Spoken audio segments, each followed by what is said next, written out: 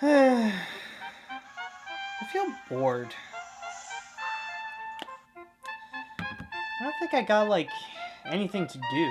Well, technically I do, but it feels like I got nothing. Hold on a sec. Let me see this. Let's see. The next review won't be out until a while. And I don't think I'm ready to start the next animation look back. Well, yet. But let's see. Maybe... Now, the first thing that I want to mention is what is already mentioned before is my Escape from Tomorrow review. Oh, yeah! I was wondering what that film was all about. You know, it's kind of weird that I didn't see it yet as a Disney fan, but, what can you do? Alright, here we go! 2 hours later.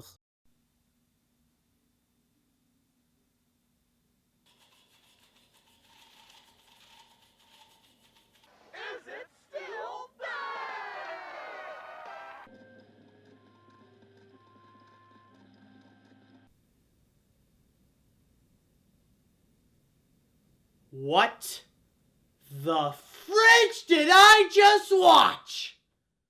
Okay, so for those of you who don't know, back in 2013, this movie caused a major ruckus at the Sundance Film Festival. Word has been spreading around about an independent psychological horror movie that was set and filmed in Disney World! Not only that, but one of the biggest points of the movie is to artistically show how much of an evil company Disney actually is, instead of how it portrays itself as all sweet and innocent. But what really makes people interested in this is not really the film itself. It's the way that Disney is reacting to it, which is to ignore it and let them actually make the movie. It was really weird to many considering how they're well known to be so protective with their image, and yet they're letting this movie free to say all the bad things about them. Anyways, on October of the same year, the film had a limited release in theaters and became available on iTunes, giving the public a chance to finally see what this film is all about. And ever since then, nobody ever talked about it. You'd think that after all the hype it had, it would at least make an interesting conversation piece after that people can finally see it. But honestly, it makes a lot of sense why nobody talks about it, because nobody knows what to say about it. I've honestly never felt so confused about a movie and what it's trying to tell me. In fact, I don't even know where to begin with this. I guess we could start by looking at our main character, Jim. A father that just lost his job and is hated by his whole family, who likes to always get drunk, cheat on his wife, being an irresponsible parent, and stalking on underage Parisian teenage girls. As you can see, Jim really sets the all-around tone of the film, which is just disgustingly uncomfortable. The movie tries to make him more like the hero we're supposed to be rooting for by making him care about his kids and stuff, but that's just impossible to do, considering that most of the time, he's just being a perverted stalker, and you fear more for the people around him, or even the Disney company rather than Jim himself. But unfortunately, it's later shown that Jim might be one of the more normal people there. Everyone else is either a harsh jerk like Jim's wife and his son, confusingly pointless like this wench, or just plain weird like the Parisian girls. And then there's the way that it represents Walt Disney World. Now you'd think that they would portray Disney as this evil corporation with soulless people wearing mouse ears and Walt's alleged anti-Semitism flying everywhere. But nope. You know, honestly, words can't even describe how they even portray Walt Disney World. Jeez. But to give you guys a good example, here are the top 5 Walt Disney World facts according to Escape from Tomorrow.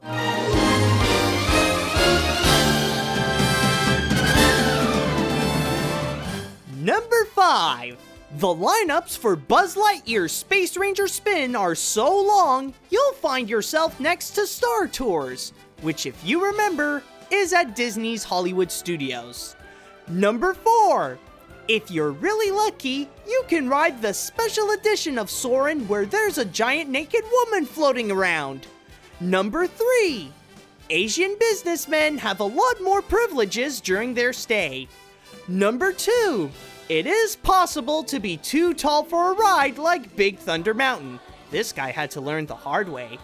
And the number 1 Walt Disney World fact according to Escape from Tomorrow is Spaceship Earth, also known as... It's a giant testicle. Because we all know about Walt Disney's most ambitious project, the experimental prototype community of testicles.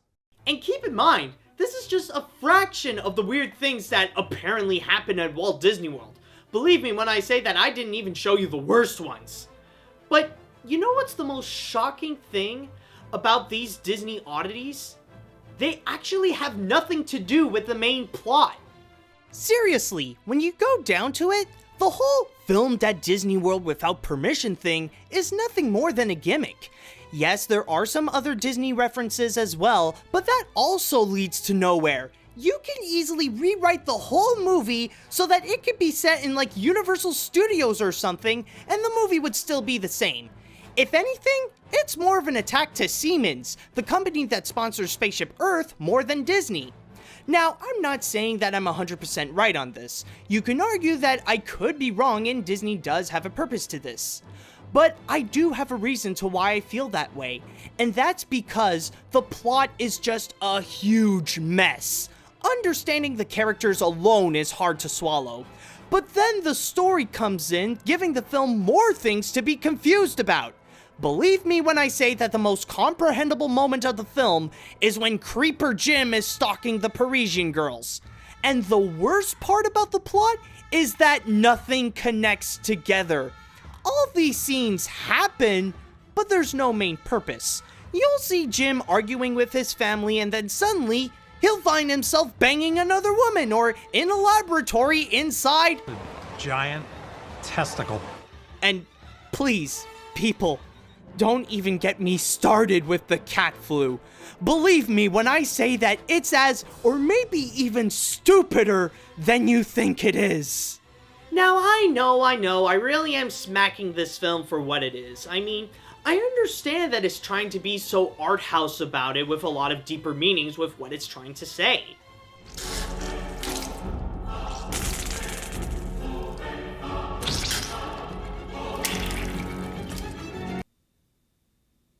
Okay, a lot of them are sex related, but anyways, is there anything good to say about this film? Well, for the most part, it looks good. As you may know, director Randy Moore and the cast and crew had to shoot this guerrilla style, which means they made this movie undercover so that no one at the parks would ever suspect them. Even the cameras used were the kind that would blend in with the crowd. Some of you may be familiar with the Canon EOS series. Now here's a little fact for you guys. To give you a good example of how a Canon EOS camera works, I'm actually using one right now. Now, with all that said, I have to say that the cinematography is actually really good, practically at a professional level. Every shot is very clear, and it even has great use of lighting, considering that it mostly comes from either the park itself or the sun. Even the dialogue sounds pretty good. But unfortunately, that's where the positivity ends. Like I said, it looks good for the most part. Even with the nice cinematography, it still has that homemade feeling where, no offense, the cameraman ain't no professional, and whenever Randy and the gang can't film at the parks, they have to do it in front of a green screen, and sometimes with special effects too, and oh god, is it obvious. But I guess the only way to describe this movie in a whole is that it's just weird. Now, I've seen movies that make no sense before, like Disney's Alice in Wonderland and Yellow Submarine. But this one is just weird for all the wrong reasons.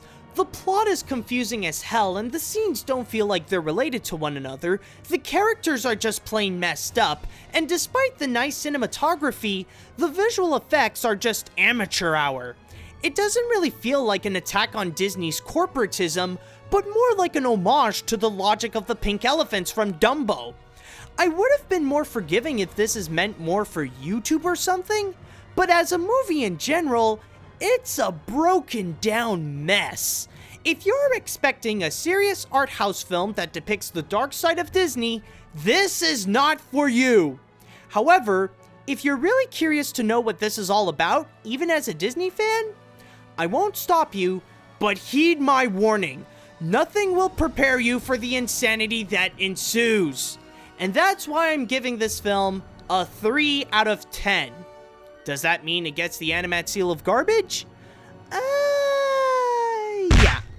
And besides, when would Disney ever show themselves as a place that is so innocent and then suddenly it's gone haywire with alcohol and sex running amok? Oh, right, that. Yeah.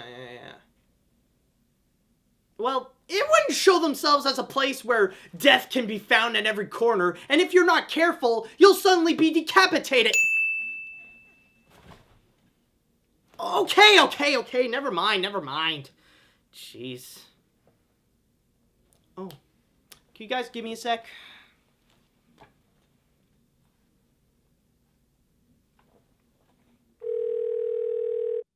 Hello? Hey, Figment, it's me, Animat. Oh, hey, buddy, what's up? Not much. Hey, did you see that movie that I sent you? Oh, yeah, I just finished it not too long ago. Oh, really? Yeah, but I have to ask. What? Why? Why what? Why this movie? I'm still trying to comprehend. Comprehend what's with the cat flu stuff and the big boob lady? Figment, it's best not to think too much about it. You'll end up breaking your brain. Anyways, are you ready? Ready when you are. Perfect. Let's do this. So now that this movie is out for the whole world to see with whatever message it's trying to say, you guys might be wondering, why is it that Disney is doing absolutely nothing about it? Well, it's very simple.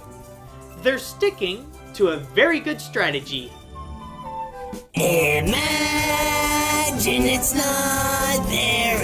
Imagine it's not there. What works the best is just ignore. The movie made by Randy Moore. Imagine One little film it's not wants our attention by saying we're an evil corporation to get us mad and go at him to sue. But that's what he wants us to do. Now, with his little trick to say that we're demonic is what he wants to say in his message. There is also the stuff that we're known to be tough when it comes to protecting our image. So if we go take it out without any doubt and go at him to fight, it'll look like he's the one who's right. Then there's the catch. That he filmed in our parks is something that everyone remarks. But here's the thing that will make your mind burst. He's not the one who did it first. Now, we all made this whole movie. That's like everybody's duty. But think more of that online wave. There's some jerk with a camera, his buddy Spaz Mesa, and some others, including Dave. There's also Missing in the Mansion, along with its expansion that should prove this argument that this movie is no different. So go and make your movie. We won't really care. Go in our parks and film everywhere. We'll let you free to get that perfect shot of your hero inside. Giant testicle.